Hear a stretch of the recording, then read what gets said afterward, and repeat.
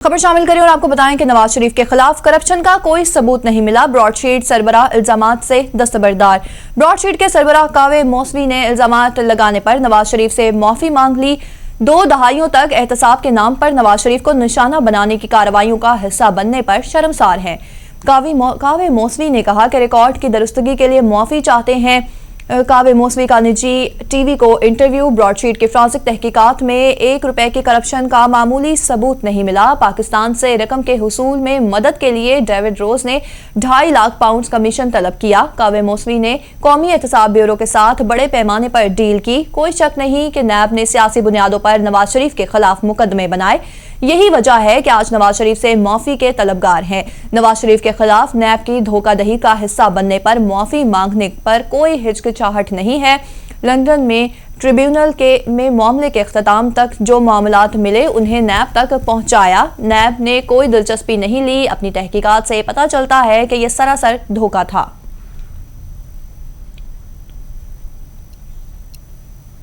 We found no assets, no cash relating to the Nawaz Sharif family.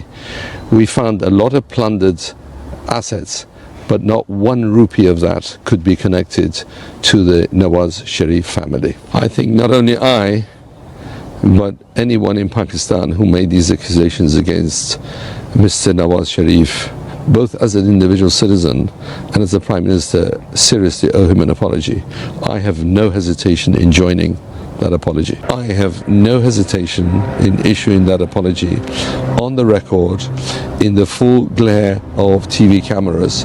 The facts do not sustain the position that Prime Minister Sharif was corrupt. They do not. Quite the contrary. When you've investigated someone for all these years and have not come up with a scintilla of evidence that he has 1 rupee of ill-gotten gains, at a minimum you have to say, I'm sorry Mr. Sharif for having made these accusations and have been part of it. I almost wish they came after me, because if they did, it would show that you know a person by their enemies. If crooks are your enemies, then you do not. इसी हवाले से मजीद तफसीलात जान लेते हैं bureau chief Capital TV Shadab Riaz से। जी शादाब रियाज, बताइएगा कि नवाज शरीफ के खिलाफ करप्शन का कोई सबूत नहीं मिला। ब्रॉडशीट सरबराह इल्जामात से दस्तबरदार है। इस हवाले से तो आपका क्या कहना है?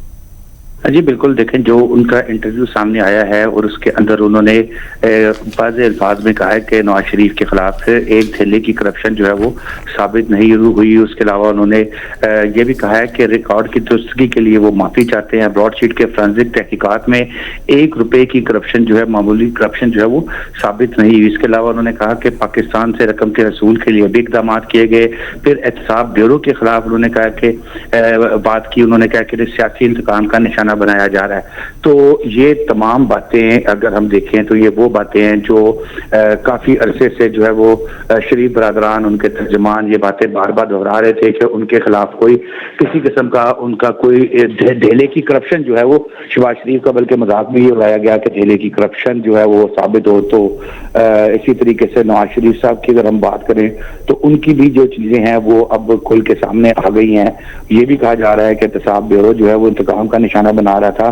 तो अब ये बड़ा इंपॉर्टेंट है। देखें, जब ये बयान आया था मौसवी का, तो उस वक्त की अगर हम बात देखें तो बड़ा इसको इशू बनाया गया था और बड़े इसको हाइप क्रिएट की गई थी। और अब दूसरी तरफ उन्होंने अपनी बिल्कुल वो माफी भी मांग ली है निजी टीवी पर। उन्होंने कहा है कि रिकॉर्ड की दुरुस्तगी के लिए माफी चाहते हैं। तो ये तो चीजें शरीफ फैमिली के फायदे में जाना शुरू हो गई हैं।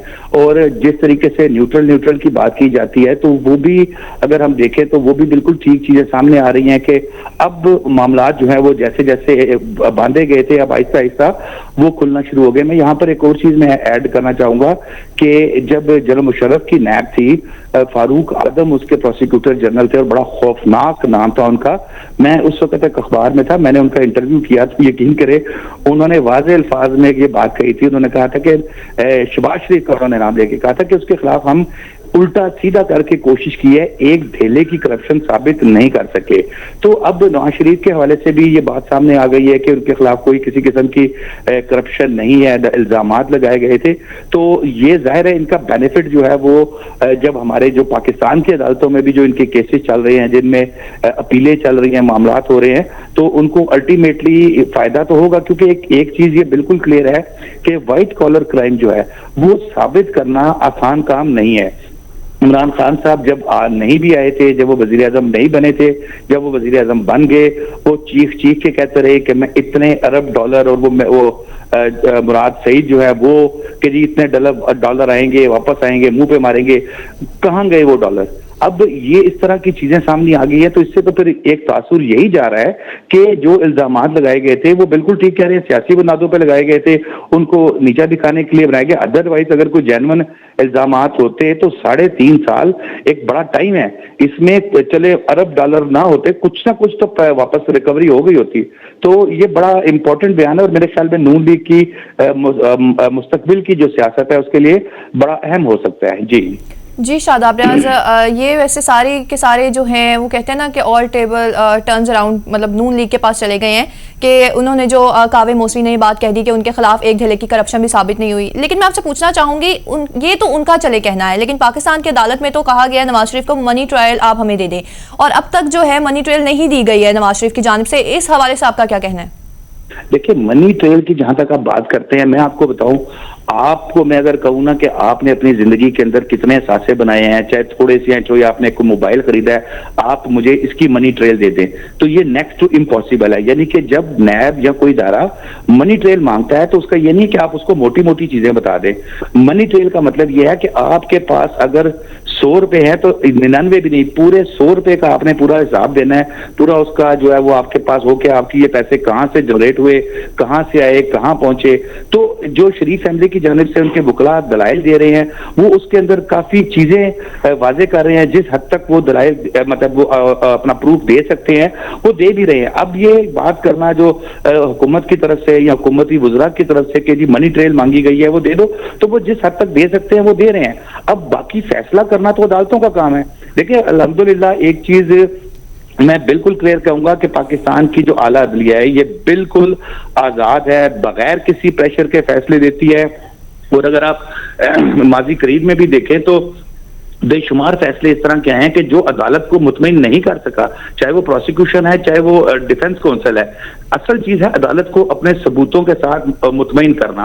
अब इनके जो पाकिस्तान के केसेस की आपने बात की है, देखें पाकिस्तान में भी जो इनके केसेस चल रहे हैं, इसमें भी इन्होंने किसी प्रेशर नहीं डालना। इन्होंने असल चीज ये है, प्रोसिक्यूशन ने अपना केस साबित करना है, प्रोसिक्यूशन ने बताना है कि भाई ये जो इल्जामात लगाए हैं ये इस बुनियाद पर लगाए गए हैं और ये चीजें हैं।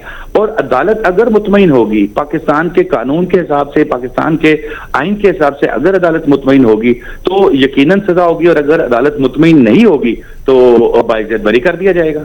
जी बिल्कुल ठीक कहा आपने शादाब रियाज, आप हमारे साथ ही लाइन पर मौजूद रहिएगा। और नाजरीन को एक बार फिर बताएं कि नवाज शरीफ के खिलाफ करप्शन का कोई सबूत नहीं मिला, ब्रॉडशीट सरबराह इल्जामात से दस्तबरदार। ब्रॉडशीट के सरबराह कावे मोसवी ने इल्जामात लगाने पर नवाज शरीफ से मुआफी तलब कर ली है।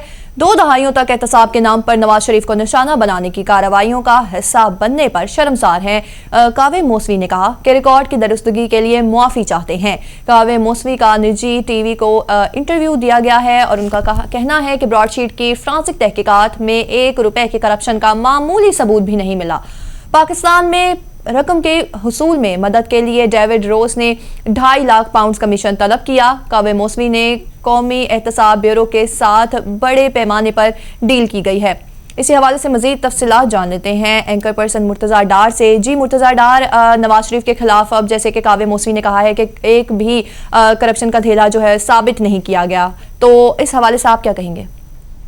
देखिए जी, ये यकीनी तौर पे पाकिस्तान मुस्लिम लीग नून को ये स्टेटमेंट या ये बयान या ये जो डेवलपमेंट है वो पॉलिटिकल माइलेज तो देगी, लेकिन इस सब मामले में जो मेरी अपनी ऑब्जर्वेशन है, जो मेरी अपनी स्टडी है, वो मैं आपसे शेयर करता हूँ। और वो ये है कि ये सारे का सारा जो केस है, ये जितना भी ब्रॉडशीट से मुतालिक है, ये तमाम का तमाम जो है एक ऐसा केस है जिसके अंदर बहुत सारा जो है ऐसा आंसर सामने आता है जो हकीकत से दूर है। इसमें स्टेक होल्डर चाहे स्टेट थी, चाहे उसका कोई जो इन्वेस्टिगेटिव एंटी करप्शन का नैब का इदारा था वो था, या इसके अंदर जिनके खिलाफ तहकीकात का आगाज होना था वो था, या उसके बाद उसके अंदर होने वाली जो ऑफ द कफ सेटलमेंट थी पाकिस्तान पीपल्स पार्टी से वो थी, या अब जो ये ख्वाब मूसवी का जो बयान सामने आया। इन साहब को, ख्वाब मूसवी को, जो ब्रॉडशीट के CEO बने हैं, इनको मैंने अपने प्रोग्राम के अंदर भी इंटरव्यू किया हुआ है और उनसे मेरे अपने जाती तौर पर भी जो है मुख्तलिफ खबर के हवाले से औकात कारवे राब्ते रहे हैं।